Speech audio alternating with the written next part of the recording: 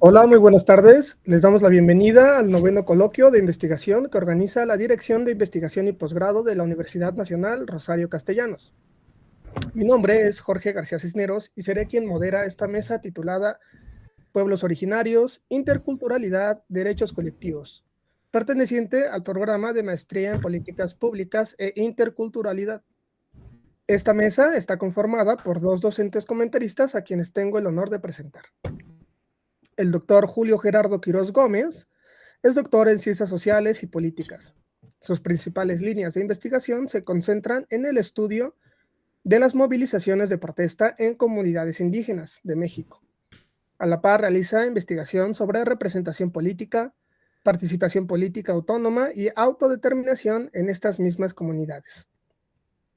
El doctor Carlos Gustavo Mejía Chávez es doctor y maestro en Historia por el Colmex y licenciado en Historia por la ENA, especializado en la historia político-cultural de México. Actualmente profesor de asignatura en la Universidad Nacional Rosario Castellanos.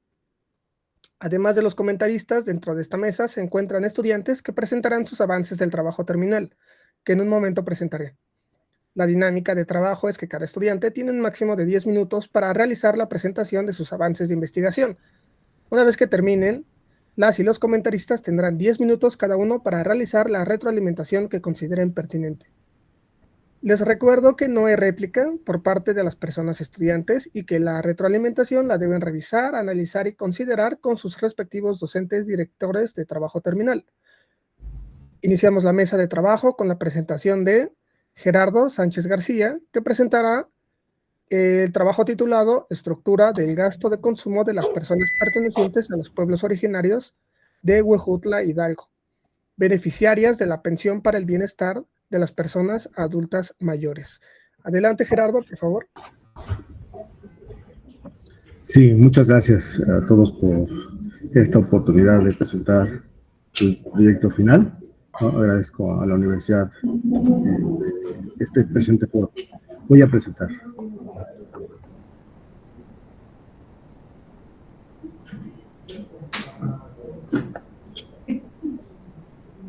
Ok. Bueno, como bien lo mencionó el moderador, el trabajo del presente se titula Estructura del gasto de consumo de las personas pertenecientes a los pueblos originarios de Huejutla, Hidalgo, beneficiarias de la pensión para el bienestar de las personas adultas mayores. Cabe mencionar que estoy actualmente estudiando la maestría en Políticas Públicas e Interculturalidad y la línea de investigación de este proyecto está vinculada al desarrollo local y bienestar desde la diversidad. Las palabras clave del trabajo rondan sobre gasto de consumo, transferencias monetarias no contributivas e interculturalidad. Cabe mencionar que la pensión para el bienestar de las personas adultas mayores, iniciada en 2019, constituye un programa prioritario del gobierno federal con un enfoque explícito en la atención de las poblaciones indígenas. Finalmente, y a pesar de que tiene una valiosa intención, su impacto real se ve limitado por la brecha fundamental que el Estado carece de información de política pública necesaria para comprender cómo el recurso que se vierte a través de esta pensión se pueda traducir en bienestar dentro de las realidades tanto culturales y económicas de las comunidades, lo que obstaculiza que el diseño de acciones complementarias eficaces puedan darse para este programa en particular. Okay. Esta brecha de conocimiento impide que la política nacional se adapte a la realidad de las comunidades indígenas. Y finalmente, este trabajo tiene como objeto conocer cómo se distribuye el gasto de consumo a nivel municipal, cuáles son las prioridades reales en alimentos, salud, vivienda, cultura y otros conceptos de gasto, y finalmente qué patrones de consumo existen y por qué. Y pues esta investigación surge a la falta de estudios que sean desagregados, contextualizados y con pertinencia cultural.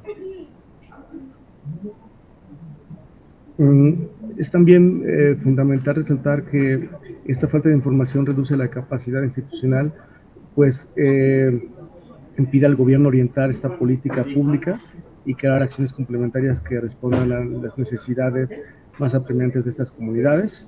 Sin poder identificar dónde se encuentran estas carencias, es imposible pues diseñar soluciones que sean efectivas. El objetivo general es identificar la estructura del gasto de consumo de las personas pertenecientes a los pueblos originarios de Ojo de Hidalgo, que son beneficiarias de esta pensión. Finalmente, igual se han definido objetivos específicos que permiten analizar el perfil sociográfico de las personas objeto de estudio, determinar los rubros de gasto prioritarios, cuantificar la estructura del gasto, evaluar los factores de decisión, valorar el impacto percibido en la aplicación del programa y finalmente generar evidencia para acciones complementarias de esta política pública. El escenario es Huejutla de Reyes, que se encuentra en el corazón de la Huasteca hidalguense, ya que representa un microcosmos de las complejidades de la política social que enfrenta México, en particular las comunidades indígenas, la condición que guarda de alta marginación, aunada a un escaso acceso a servicios de salud y educación, definen carencias estructurales, donde la pensión de adultos mayores adquiere una centralidad económica que es vital para esa comunidad. Asimismo, la predominancia de la población de origen náhuatl, así como el uso cotidiano de la lengua materna y prácticas tradicionales dentro de la comunidad, finalmente configuran un tejido sociocultural que puede mediar y resignificar las decisiones del gasto con la pensión, haciendo que este municipio pueda ser un caso de estudio y pueda ser un foco de análisis para la aplicación de esta política pública en otras partes del país. Finalmente es importante comentar que Huejutla presenta características que son distintivas como una identidad cultural lingüística, como condiciones económicas clasificadas de alta marginación, y como comentamos, accesos limitados a servicios y finalmente una vida comunitaria que está fuertemente articulada a través de estructuras de gobierno que son propias. Las preguntas que guían nuestro análisis radican en quiénes son los beneficiarios, vamos a caracterizar el perfil sociodemográfico para entender la cobertura y alcance real del programa. Asimismo, queremos saber en qué se gasta la pensión para identificar los rubros de consumo que permitan construir un mapa preciso de economías comunitarias y detectar puntos de mayor precisión financiera. Asimismo, queremos saber cómo se distribuye el gasto a través de la cuantificación de proporciones del gasto en cada rubro, y buscar patrones que puedan orientar intervenciones focalizadas. Asimismo, conocer por qué gastan de esa manera las personas, analizando factores socioculturales, económicos y familiares que inciden sobre las decisiones de gasto. Asimismo, también buscamos saber cuál es el impacto real percibido del programa entre los beneficiarios, desde una perspectiva de las personas adultas mayores en particular. Y finalmente, cómo se traduce esta evidencia en acción, es decir, con la información recolectada, con esos hallazgos, generar recomendaciones de política pública que sean orientadas a la mejora y rediseño de la misma. El enfoque metodológico que se ha determinado para esta investigación es un enfoque cuantitativo que permite medir, cuantificar y analizar estadísticamente la estructura del gasto, así como a través de un método de estudio de caso que permite un análisis profundo y delimitado del fenómeno considerando características sociales, económicas y territoriales en el contexto abordado.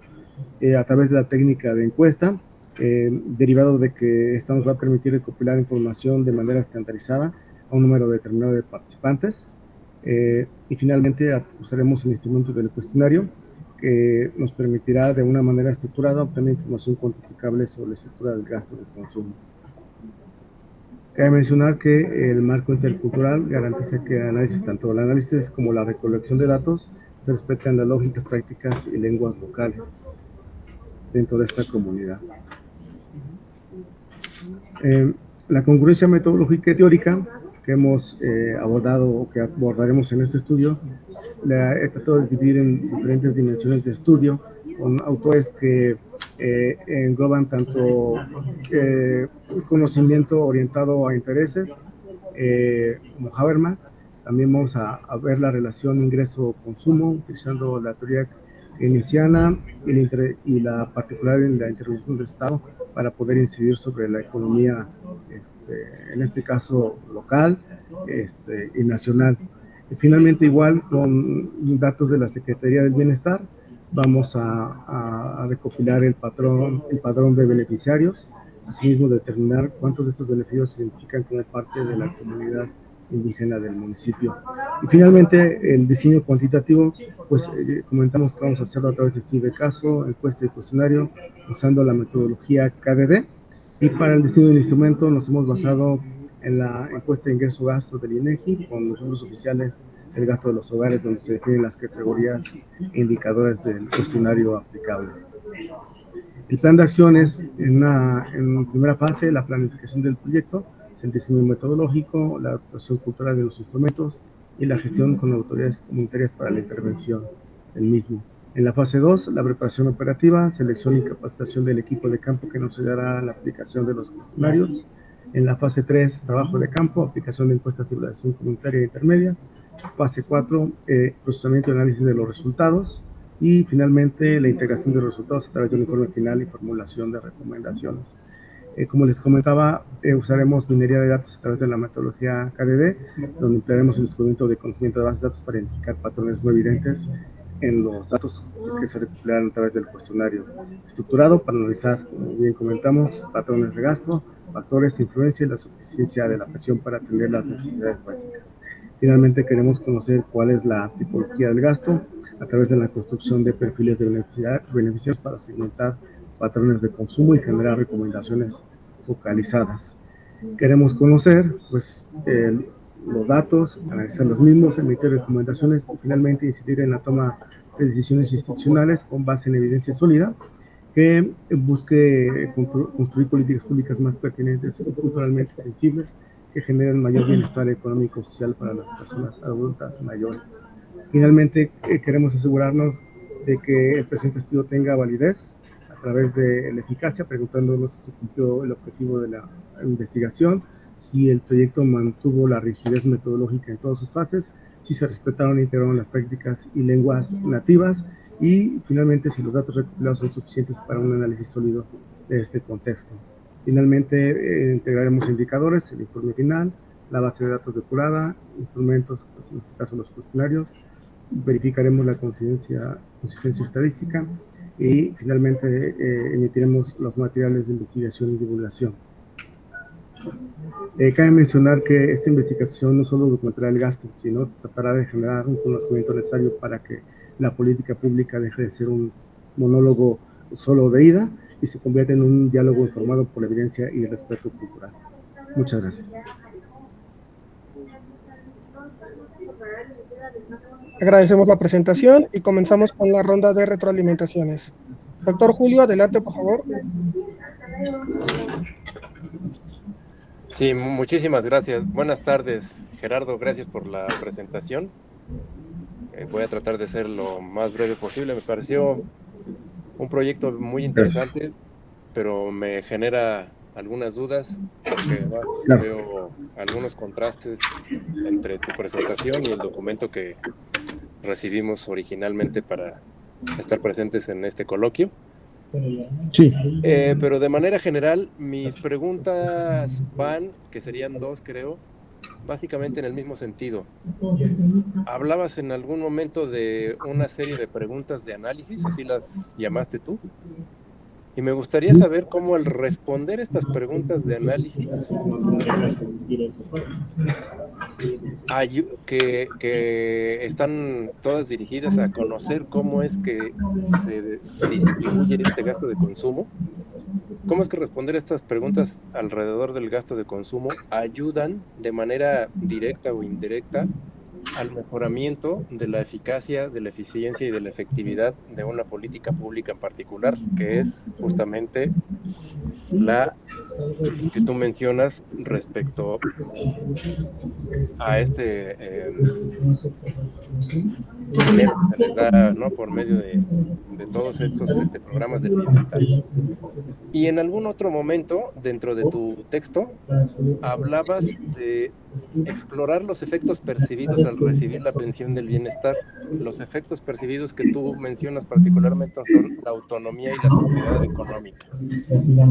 También la pregunta iría en ese mismo sentido, ¿no? ¿Cuál es la relación de estos efectos con la idea de mejorar igualmente, ¿no?, esta efectividad, eficacia y eficiencia de esta política pública en particular? Creo que es algo que debería ser abordado con mayor claridad a lo largo del trabajo, porque ahorita, por el momento, no resulta lo suficientemente claro el entender el por qué es importante conocer el gasto de consumo, para que a su vez no solo se haga una crítica a la política pública, sino que a partir de esa crítica haya un mejoramiento de la misma y no sea, como tú dices, una política aplicada a manera de monólogo, sino a través de un diálogo intercultural. Esas serían mis preguntas nada más. Muchas gracias. Gracias, Néstor. Doctor Carlos, adelante, por favor.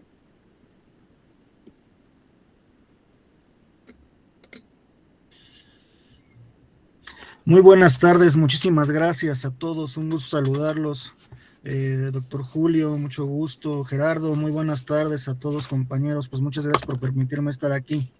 Pues sí, enhorabuena en principio a los compañeros, a Gerardo por el planteamiento de sus trabajos, que en efecto, siguiendo con la tónica del doctor Julio, pues sí hay algunas preguntas que se forman a través de la lectura del proyecto que inicialmente nos mandaron, o el resumen del proyecto frente a lo que estás escribiendo, que bueno, no le resta méritos en lo absoluto, ¿no? Desde luego, pero sí es importante considerar las preguntas que hace pertinentemente el doctor, junto con algunas muy breves, pequeñitas, que yo haré en ese sentido, ¿no? La importancia en principio que a mí me interesa saber es por qué precisamente pensar en Huejutla, ¿no? De todo este ámbito, ya no hablemos solamente de la Huasteca, sino de México en general, ¿no? Que evidentemente se replantea como un gran espacio de diferencias, de coyunturas, de espacios en los que pues que cada uno a su entender, y como bien puedes mencionar, pues implica o se entiende el gasto, la emergencia de esta pensión para el bienestar, ¿no? Frente a las otras políticas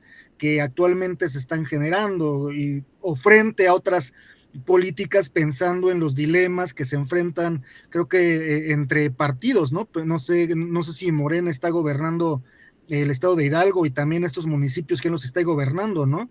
No sé si también hay alguna querella ahí frente a estos espacios de sociabilidad y de políticas públicas, pero bueno, esa es una pregunta en específico, ¿no? ¿Por qué pensar en Huejutla? ¿Por qué específicamente este espacio? Y si acaso tal vez se podría hacer un pequeño contraste frente a un espacio, como tú mencionas, un microcosmos frente a un cosmos más amplio, evidentemente, ¿no? Solamente como un pequeño ejercicio desde un principio, hay que pensar esa parte. Y luego ya también por último es una muy, como dije, es una muy pequeña pregunta, considerando, repito, a la brevedad de lo que tú nos explicas, que insisto, es un trabajo formidable. ¿A qué te va a llevar esto? Como creo que lo mencionaba el profesor, el doctor Julio, justamente, ¿qué te va a llevar esto? ¿Cuál va a ser la meta en el caso que de seguro lo lograrás, el caso de terminar este producto? ¿A qué te va a llevar? No solamente pensando en un trabajo de investigación, sino ¿cómo pretenderías tú que esto genere algún impacto precisamente en estos aspectos de la política, ahorita que están también actualmente cambiando las normas del juego, que se están también replanteando nuevas perspectivas respecto a cómo se tiene que hacer esta distribución de la riqueza, lo que aporta justamente esas preguntas importantes, a qué aporta esta pensión, cuánto de este elemento pues funciona para generarle un bienestar tan cantado a estas poblaciones, ¿no? Yo creo que sería importante plantear esos problemas, plantear esas preguntas, y bueno, frente a esto pues tienes un buen proyecto, pensándolo en el aspecto metodológico, está bien planteado, está muy bien pensado. Yo creo que pues sí va a llevar a un buen aspecto, pero sí me gustaría saber en específico como qué producto terminal, y qué impacto va a tener esto en el aspecto pues ya en la realidad, valga la pena, ¿no?, decirlo. Muchísimas gracias, eso es todo, gracias. Muchas gracias. Gracias, doctor. A continuación, Elisa Ávila Morales presentará su trabajo titulado Inclusión e Interculturalidad en Educación Primaria, un enfoque para la participación escolar y la formación ciudadana en la Alcaldía Cuauhtémoc. Adelante, Elisa.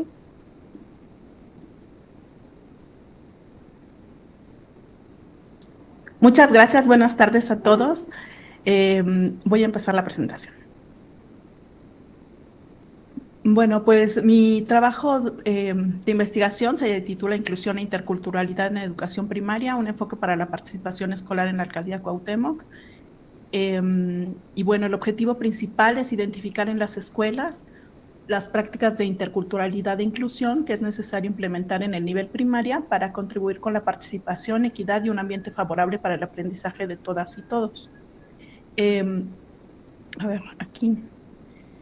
De entrada, bueno, pues como punto de partida considero las desigualdades históricas que ha experimentado esta población infantil indígena, inmigrante en la Ciudad de México, lo cual ha dificultado su acceso y permanencia en educación básica.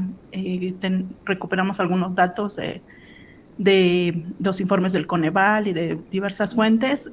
Por ejemplo, nos hablan de que de cada 10 niños, 4 o casi la mitad experimentan rezago educativo y solo 2 concluyen sus estudios de secundaria.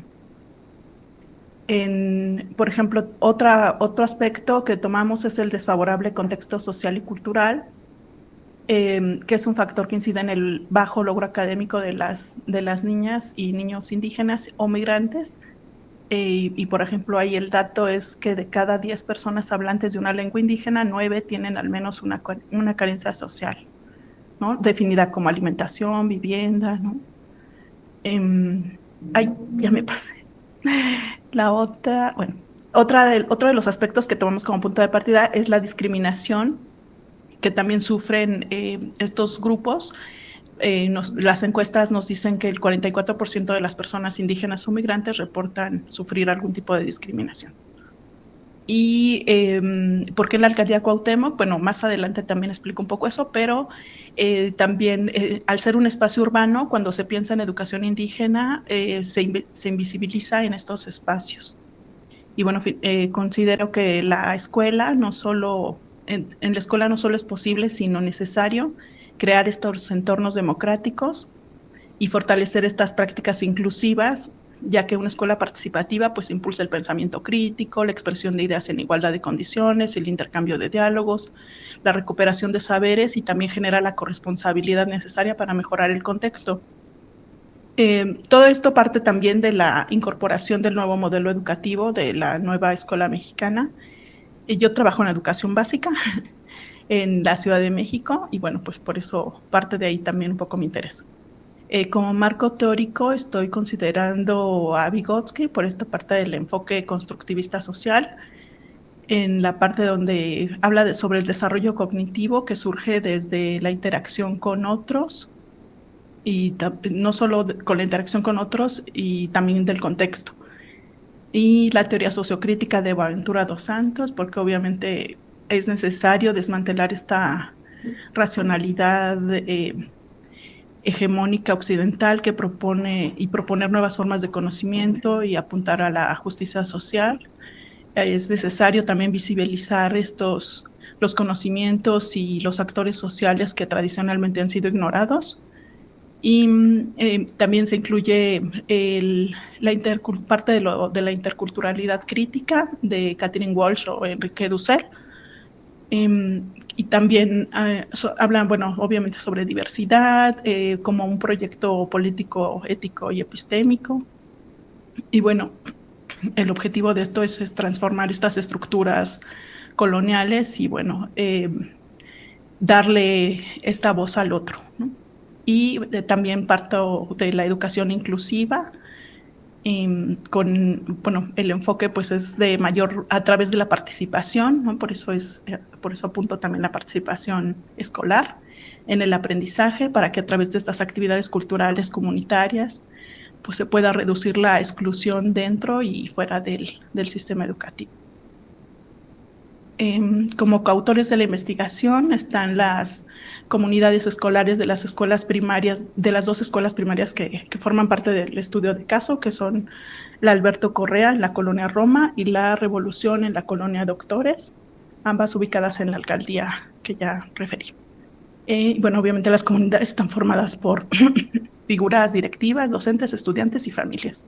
En un inicio solo iba a ser sobre docentes y directores, pero ya a través de esta materia, incluí otras voces para hablar también desde este planteamiento ético de la investigación, donde se tiene que recuperar las voces de todos los protagonistas de la investigación. Y en la siguiente que muestro es una cartografía, ¿no? Donde se ubican las 2 escuelas. Está por aquí están señaladas con las líneas rosas, la primaria Alberto Correa y la Revolución. Es una zona que es altamente comercial, ¿no? También está rodeada, el contexto pues es el comercio, ¿no? Muchas de estas familias se dedican al comercio informal y formal, y también como artesanos o como personal de servicio de estas zonas, ¿no?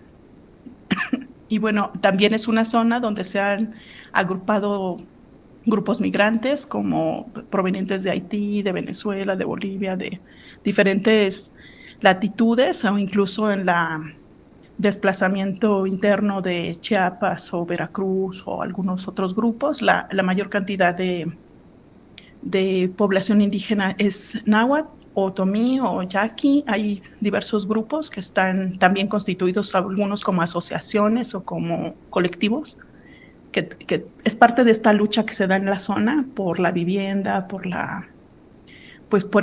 reconocimiento de sus actividades económicas, ¿no? Y diversos derechos que están en conflicto, que también abordo en la investigación.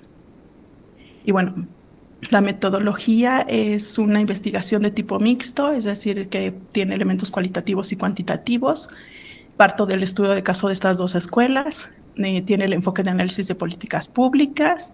Incorporé estos elementos de investigación-acción al integrar a los estudiantes y familias, y la idea es conformar finalmente un documento de orientaciones dirigido a las comunidades escolares de nivel primaria.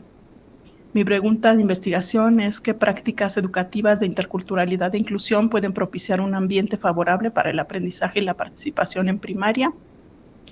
Y la hipótesis es que la escuela, como agente socializador, tiene la posibilidad de incidir en la interacción de grupos diversos en términos de interculturalidad para lograr ambientes de participación que contribuyan a la equidad y a la inclusión. Como instrumentos tengo la entrevista a directores, que básicamente va a versar sobre las directrices y procedimientos para atender la inclusión o la diversidad, un análisis situado y prácticas de la comunidad escolar. Tengo desarrollado un instrumento de observación, una guía de observación en escuelas. Tiene 4 elementos que también son categorías del análisis de estos datos. Es la comunidad, donde veo el territorio y el contexto comunitario, la escuela, que son las directrices, la infraestructura, el espacio, el aula, que son las prácticas educativas, la transversalidad de los ejes articuladores, que son inclusión e interculturalidad, y la participación en el contexto escolar, es decir, cómo interactúan las familias y esta corresponsabilidad social. Para los grupos focales estoy considerando estos temas, digamos, en los que se van a tratar, que es importancia de la educación básica en las familias de estudiantes indígenas, el involucramiento de niñas, niños en actividades económicas de los 5 a los 13, la percepción de las familias sobre qué tanto la escuela atiende las necesidades de los estudiantes, la exploración sobre las características de una educación inclusiva e intercultural y el nivel de conocimiento sobre los derechos de los pueblos indígenas, principalmente en lengua, tradiciones e historia. Y bueno, finalmente ya para el análisis de información se están proponiendo algunos indicadores.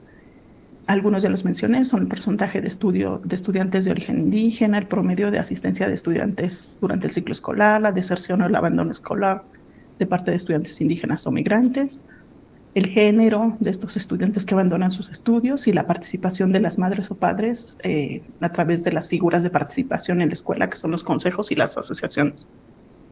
Y como indicadores cualitativos para este análisis está en la docencia, el perfil docente, los antecedentes o formación en interculturalidad, la vinculación o participación escolar, es decir, los indicadores sobre proyectos o actividades realizadas que relacionan a la escuela con la comunidad o su contexto, y en lo cultural, las acciones para la revitalización de las expresiones culturales o lingüísticas de los pueblos o barrios originales que están en esta localidad.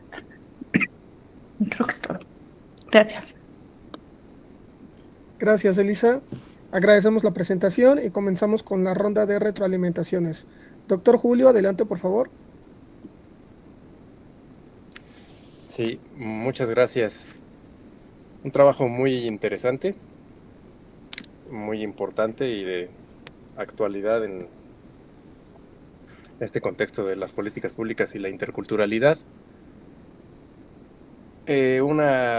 Ni siquiera diría una serie, serían un par de comentarios que me surgieron al leer el trabajo y al escuchar aquí la exposición.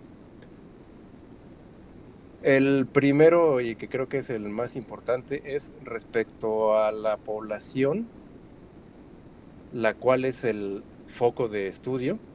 Tú hablas de estudiantes indígenas y de estudiantes migrantes. Al respecto, lo primero que yo diría es que son dos grupos vulnerables, pero que son en sí mismos muy diferentes. Lo que comparten es la vulnerabilidad, pero no dejan de ser grupos poblacionales ampliamente diferentes.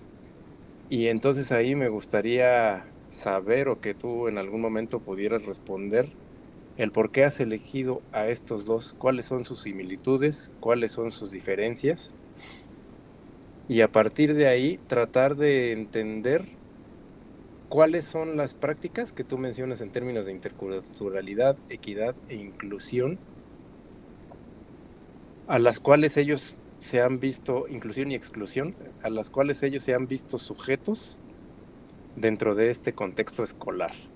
Creo que es importante situar la diferencia poblacional porque muy probablemente las prácticas de exclusión a las que ellos se ven sometidos como grupos diferenciados también sean prácticas distintas. Y en otro sentido, veo que la pregunta en términos generales de la investigación es ¿qué prácticas son posibles de implementar para contribuir a la equidad? Prácticas que estén evidentemente vinculadas a esta propuesta de la nueva escuela mexicana y en particular de esta idea de la escuela para todos.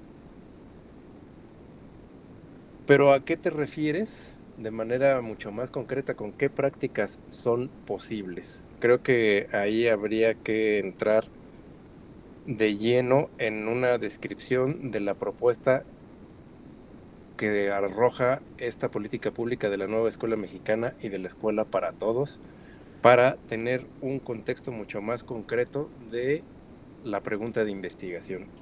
Eso sería todo. Muchas gracias. Gracias, doctor.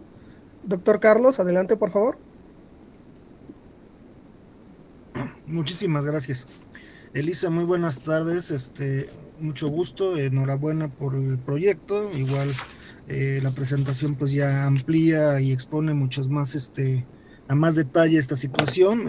Igual hubiera sido prudente exponer algo más en el texto, que a propósito pues yo solamente tengo algún pequeño comentario. El primero pues tal vez modificar el título del proyecto y especificar precisamente que vas a tratar dos casos puntualmente, porque pones aquí la alcaldía Cuauhtémoc. Creo que sería prudente especificar dos casos en el cual día Cuauhtémoc, ¿no? Porque yo al principio estaba pensando, caray, o sea, pues, ¿cuántas escuelas vamos a verificar? Evidentemente ya lo exponías a lo largo del trabajo, pero solamente hacer ese pertinente cambio, ¿no? O sea, dejar muy en claro que son dos casos los que vas a trabajar y justamente pensando también en esos dos casos, es pensar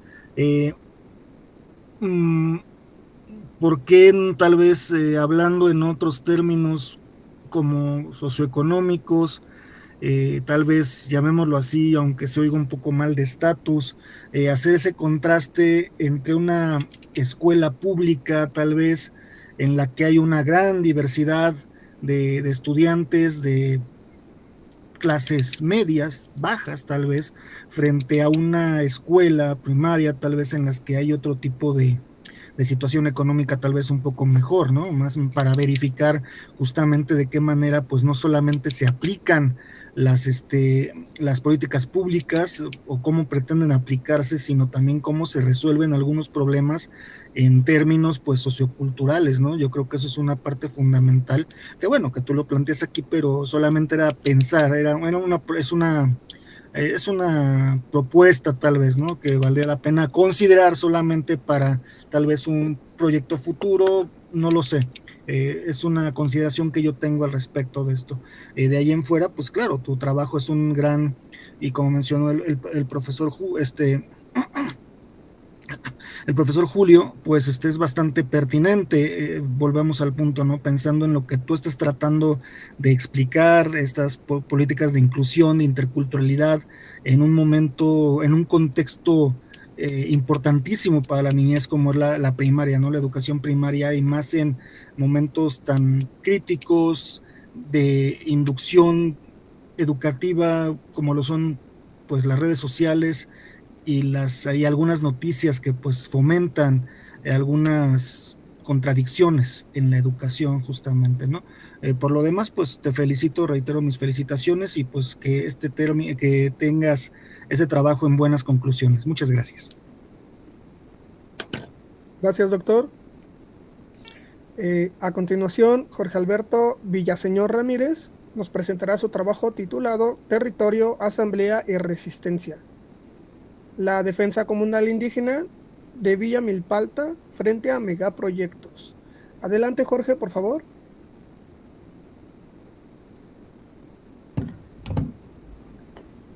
Enseguida. ¿Ya la pueden visualizar, compañeros? Sí. Okay.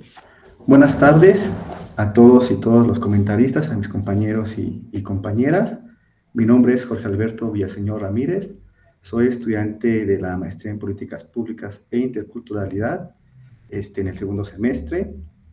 Mi línea de investigación para el protocolo de investigación es Gobierno y Gobernanza, y mi trabajo de investigación lo nombré Territorio, Asamblea y Resistencia, la defensa comunal indígena de Villa Milpalta frente a megaproyectos. Un poco de introducción. ¿Por qué Milpalta? Milpalta es un territorio comunal con memoria histórica. Aquí la Asamblea no es solo organización política, es una forma histórica de representación y de producción de sentido colectivo. ¿Por qué escogí esta investigación? ¿Y por qué es relevante para mí? Porque es aquí donde me sitúo. Yo actualmente trabajo aquí en la alcaldía de Milpalta. Durante mi formación de bachillerato, vine aquí al bachillerato que está en Milpalta.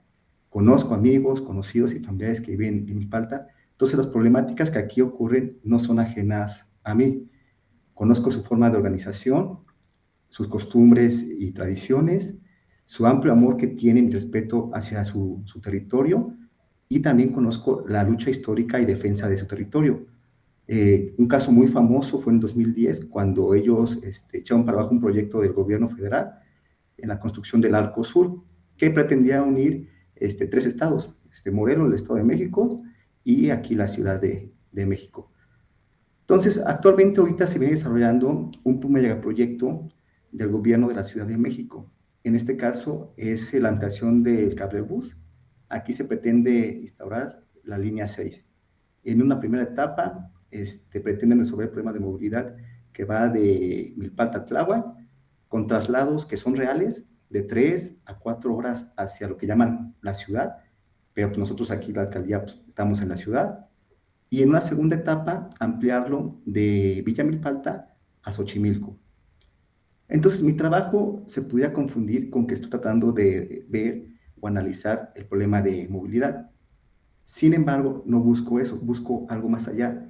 Quiero identificar es que cómo se toman este conjunto de decisiones, qué procesos se toman para que estos megaproyectos sean aceptados, ya sea a través de asambleas comunitarias, con participación ciudadana. Entonces yo pretendo investigar eso, no más allá de la viabilidad técnica.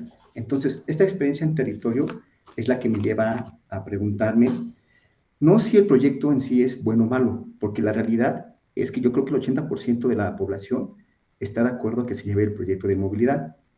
El problema va más allá, ¿no? Sino cómo se toman las decisiones en el territorio y quién va a decidir efectivamente sobre el futuro y desarrollo de Villa Milpalta.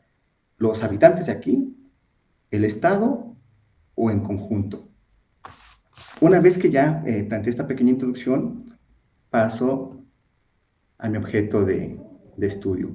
Como ya dije antes, ¿qué no voy a estudiar? No voy a estudiar la movilidad en su cuestión técnica, la infraestructura del proyecto, ni voy a medir la eficiencia de este proyecto, porque en esencia el proyecto de movilidad sí va a cubrir una problemática de movilidad.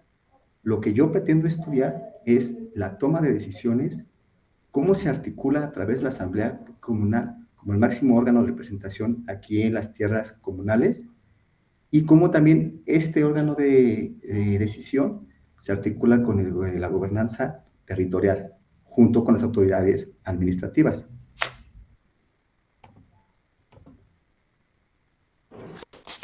Con esta delimitación, ahora sí, de mi objeto de estudio, llega a mi problema central de la investigación.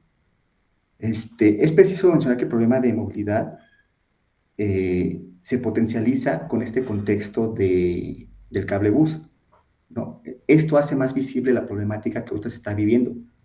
¿Estamos a favor o no estamos a favor? ¿Y cómo se va a preguntar a los comuneros? Es así que puedo definir mi problema de investigación sobre por qué las decisiones sobre el territorio comunal se han tomado desde lógicas externas con escasa o nula deliberación comunitaria, incluso con simulaciones. Actualmente también hay un fuerte debate donde el gobierno de la Ciudad de México pretende realizar una asamblea, una consulta para pueblos y barrios originarios, pero los aquí nativos dicen que está simulada. Entonces, esto ayuda a que se detone mi guía principal, que es mi pregunta detonadora. ¿Qué ocurre cuando esas decisiones se toman al margen de los usos y costumbres y de los procesos comunitarios?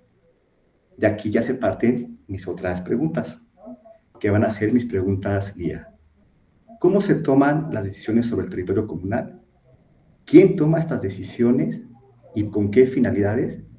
¿Qué papel juega la Asamblea en estos procesos? ¿Y cómo se va a construir o también cómo se debilita esta legitimidad en las decisiones públicas? Una vez que ya tengo mis preguntas de investigación, me voy con mi objetivo de la investigación, ¿no? Como ya a manera de resumen, me va a permitir analizar cómo se articulan estos procesos en la toma de decisiones en el territorio comunal de Villa Milpalta, particularmente a través de la Asamblea Comunal, como había mencionado. Este órgano es el máximo órgano de representación y de decisión. Actualmente he investigado que hay un registro comunal que data desde 1987. Es el único que se tiene registrado ahí en el registro agrario y el único que las autoridades reconocen. La otra vez fui a una asamblea comunal el 25 de noviembre del 2025, nada más de manera para experimentar, ¿no? ¿Qué es lo que pasa en territorio?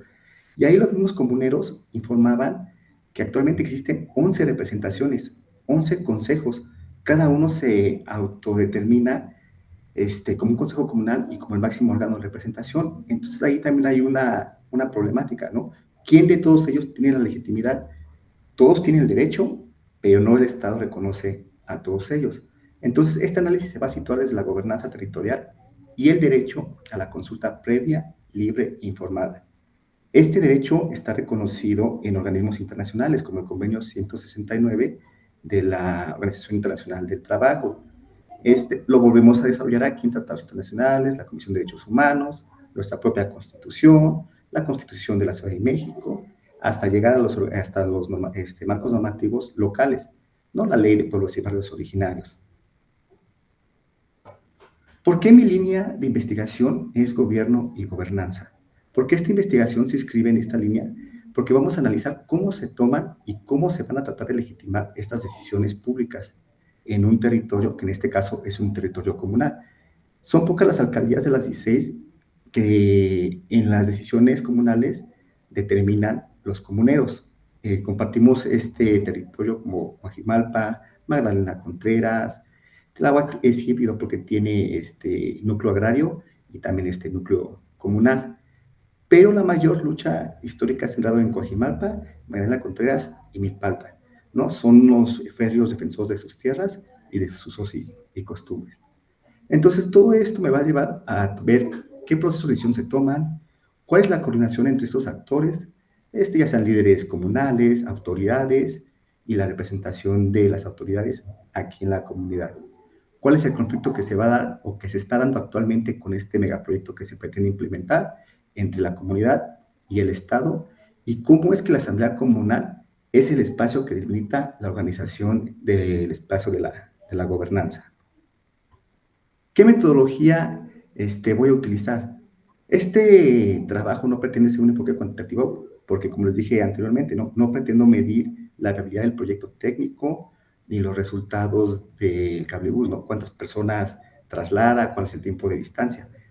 Lo que yo voy a comprender es un enfoque cualitativo. Quiero comprender los procesos en la toma de decisiones frente a estos megaproyectos y no medir los resultados. Va a ser intercultural porque aquí se pretende reconocer los saberes y las formas comunitarias. Es uno de los ejes centrales de mi trabajo de investigación, ¿no? Sabemos que aquí Milpalta tiene una cosmovisión indígena, con el respeto, hay todavía escuelas náhuatl, hay todavía mucha comunidad, incluso se pretende todavía aquí preservar la lengua náhuatl. Y es situado porque, como les comenté en un inicio, ¿no? Yo investigo desde aquí, desde mi experiencia, desde lo que soy. Yo vivo en Tláhuac, pero pues soy vecino de Xochimilco, Tláhuac y Milpalta. Entonces conozco los usos y costumbres, ¿no? Vamos de la mano, son alcaldías muy, muy de la mano. Realicé una matriz para ver si mis conceptos, bueno, desde el nombre de mi proyecto, mis conceptos, mis instrumentos de investigación se articulan, ¿no? Mis preguntas guía, mis conceptos clave que he podido identificar con esta matriz, que va a ser la gobernanza territorial, la asamblea comunal, que va a ser el máximo de representación, y de aquí va a partir toda mi investigación, y el respeto a la consulta libre, previa, informada. Mis instrumentos aún estoy por diseñarlos. Pretendo hacer una observación participativa, un análisis documental. Hay poca o mucha bibliografía, pero pues la mayoría son de cronistas locales o tesistas también, la gran mayoría de ciencias sociales de la UAM. Va a ser una observación situada y voy a analizar también entrevistas semiestructuradas. Pero aquí todavía estoy en ese ajuste de qué instrumentos son los más adecuados. Tal vez también utilice alguna cartografía social. ¿Qué es lo que lleva a este trabajo a manera de conclusión? Aquí en Milpalta, la defensa comunal no rechaza el desarrollo ni la modernidad.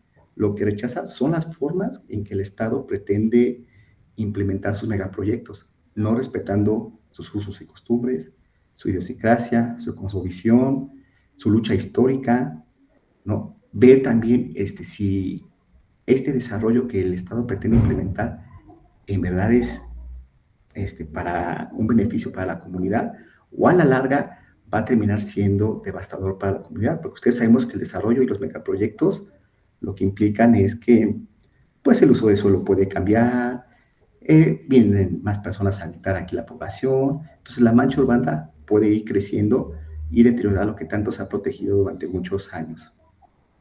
También esto no es una disputa por la forma de decidir, ¿no? Sino nada más por reconocer sus formas en las que aquí se autodeterminan. Y también gobernar el territorio implica reconocer a la comunidad como un sujeto vivo político. Si nosotros no respetamos los usos y costumbres de la comunidad, si el Estado en verdad no hace que la consulta libre, previa e informada, que está reconocida en muchos instrumentos internacionales, sea una realidad, es donde choca y se crea una tensión, en este caso una tensión territorial. Apenas ahorita aquí en Milpalta se está llevando muy fuerte asambleas comunales, están viendo si el proyecto a lo mejor hasta incluso se puede ajustar y no pasar por Villa Milpalta, y lo lanzan un poquito más al otro siguiente pueblo que es Santana, y todo radicó en que no reconocen y no han hecho bien las cosas de parte del gobierno. Entonces, eso es lo que yo pretendo estudiar, no tanto la movilidad, ¿no? Sino la forma de decisiones. Este es un poco también de mi marco normativo y de bibliografía que voy a utilizar, como comentaba la compañera anterior. No, yo voy a utilizar mucho a Habermas, a Dos Santos. Farfán Caudillo es un cronista de aquí de Milpalta que también me ha servido mucho para poder investigar un poco de la historia comunera y pues las técnicas de investigación que esas me han costado trabajo, pero poco a poco las he ido desarrollando. Ese sería todo mi trabajo que llevo desarrollado hasta el momento. Muchas gracias. Gracias, Jorge. Agradecemos la presentación y comenzamos con la ronda de retroalimentaciones. Doctor Sí. Julio, adelante, por favor. Muchísimas gracias, Jorge. Igualmente, muchísimas gracias por la presentación. En este caso en particular, creo que iluminó mucho más la propuesta de investigación, porque debo decirlo, cuando yo leí el texto que presentaste, me sentí un poco preocupado porque veía que en términos generales tenías un tema de investigación, pero no habías logrado concretizar. Al menos eso era lo que se reflejaba en las 3 páginas que recibimos, pero tu presentación, repito, ha sido mucho más ilustrativa, cosa que se agradece, y me queda mucho más claro lo que quieres hacer y que tiene que ver con cómo se articulan la asamblea para con las instituciones de gobierno en cuanto, y a partir de ahí hacer un análisis de la toma de decisiones respecto a un proyecto en particular. Creo que eso es mucho más preciso. Eso sí habla de una problemática concreta.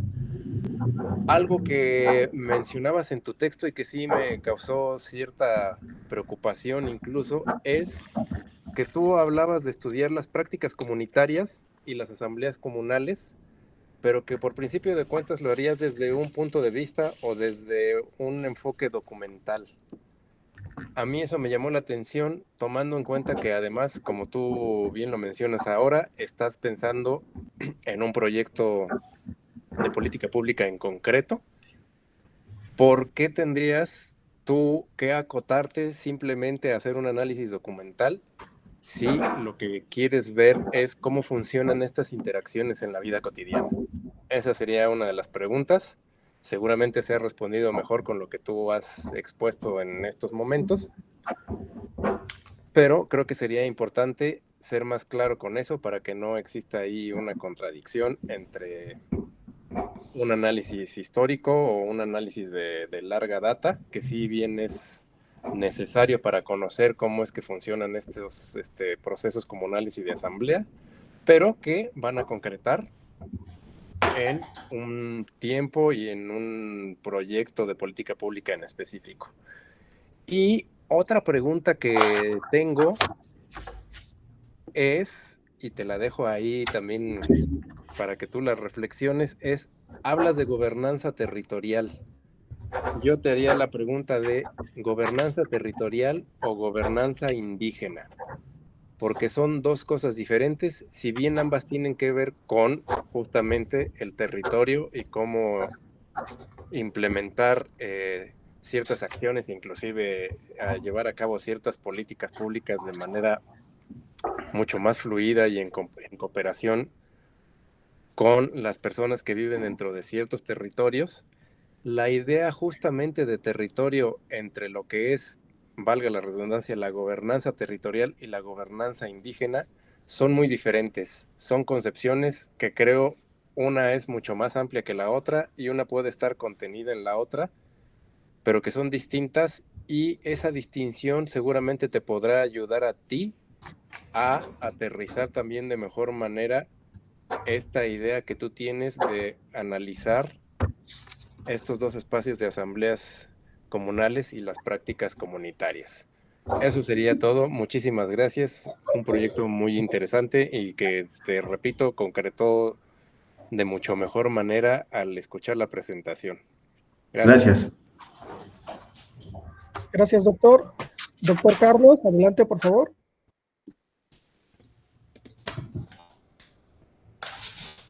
Listo, muchas gracias, Jorge. Pues un gusto, un saludo, felicitarte de igual forma, lo mismo que a tus otros compañeros, compañeras, por esta propuesta, por la iniciativa, que desde luego lo mismo o en general de lo que se hace dentro de la Universidad Rosario Castellanos, pues es bastante pertinente, importante, más pensando en los actuales contextos que vivimos, ¿no? Y el caso de Milpalta, pues desde luego que no es poca cosa, es un punto de inflexión importante lo que están viviendo ahora frente a las políticas de megaproyectos que se están impulsando, y como bien lo mencionaste, ¿no? Lo del teleférico, pues es una cuestión bastante prudente mencionarla.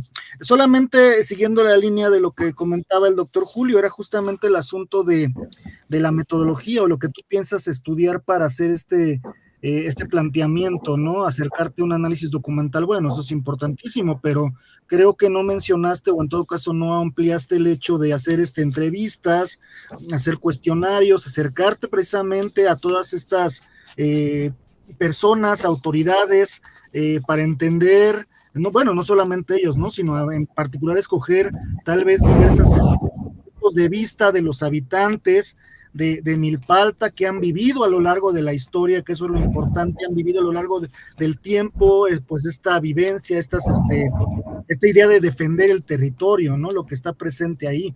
Yo creo que eso sería fundamental para darle un poco más de sentido a ese trabajo, solamente un poco más. El trabajo como tal se defiende perfectamente, pero repito, si tratamos el asunto del territorio y la Asamblea de Resistencia, pues siempre va a ser prudente exponer la viva voz del pueblo, ¿no? Sobre todo en un lugar tan tradicional y de defensa. Hablemos del caso de Zapata, ¿no? Precisamente, pues, hablar justamente de esa tradición también oral que está ahí en Milpalta, ¿no? Es una recomendación, solamente repito, ahondando, profundizando o retomando lo que dijo el doctor Julio. Solamente eso, y reitero mis felicitaciones a los 3 colegas por sus trabajos. Muchísimas gracias. Muchas gracias. Gracias, doctor. Pues muchas felicidades a todos, chicos. Agradecemos la presentación de las personas estudiantes, así como la participación de las y los comentaristas y su asistencia a este 9º coloquio de investigación del posgrado de la Universidad Nacional Rosario Castellano, en el cual se están presentando 92 trabajos de estudiantes en 27 mesas diferentes, que serán retroalimentadas por 53 expertos académicos de diversas instituciones de educación superior, tanto nacionales como extranjeras. Les reitero nuestro agradecimiento. Buenas noches. Otro modo de ser humano y libre, otro modo de ser. Hasta luego. Hasta luego, muchas gracias. Hasta luego, buenas noches, un gusto.